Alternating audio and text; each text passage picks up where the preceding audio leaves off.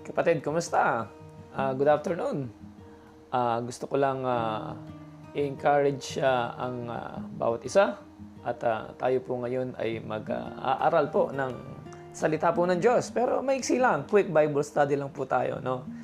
Ang sabi po sa Genesis chapter 1 verse 1, in the beginning, God created the heavens and the earth, no? So, ibig sabihin, kapatid, our God is the God of time, no?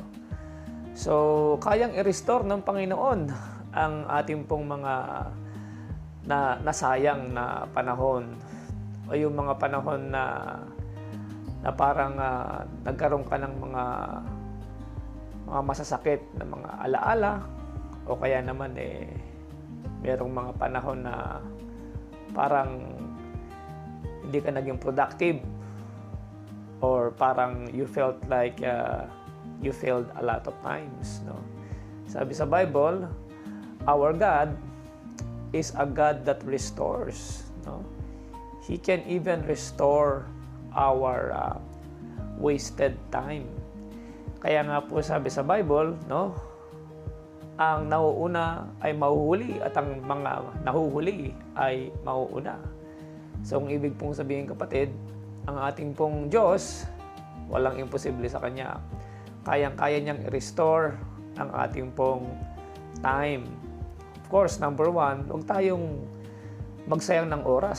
Sabi nga nila, time is gold, no? Pero, maging ang oras po na ipinagkaloob ng Diyos sa atin, we should be a good steward, no? Huwag mong sayangin, kapatid. Lahat ng mga bagay na dapat mong gawin sa araw na ito, gawin mo. Kumbaga, maximize your time. Marami kang mga dapat tapusin, wag mo nang ipagpabukas pa. Gawin mo na ngayon. Kung gusto mong umasenso, mag-aral ka na ngayon. Mag-business ka na ngayon, no? Gumawa ka na ng hakbang ngayon para umasenso ka. No? Sabi nga nila, no, ang kinabukasan daw, ang ating pong future is greatly affected by what we do today. So anuman ang gagawin natin ngayon, makikinabang ang ating kinabukasan. Kaya sabi nga kung anong tinanim siya nga anihin. Ngayon, kung magtatanim ka ng delay, ng katamaran, ganun, wala kang aanihin in the future. So katulad ng sinabi natin kanina, huwag mo nang ipagpabukas pa. Ang pwede mong gawin ngayon ay gawin mo na, no, kapatid?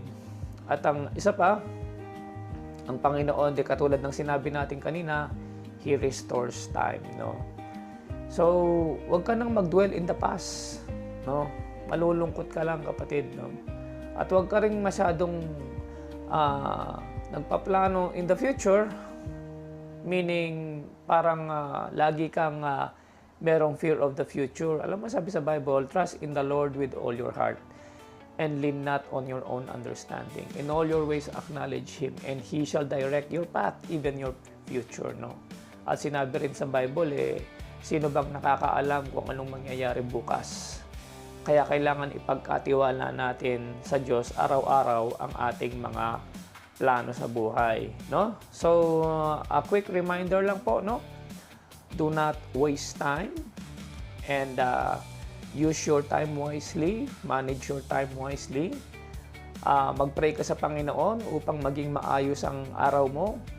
And lahat ng mga wasted time, God will restore. At kung ano man yung mga plano mo in the future, magtanim ka na ngayon para umani ka ng maganda. So, yun lamang po. Maraming pong salamat at kita-kita tayong muli next time. God bless po.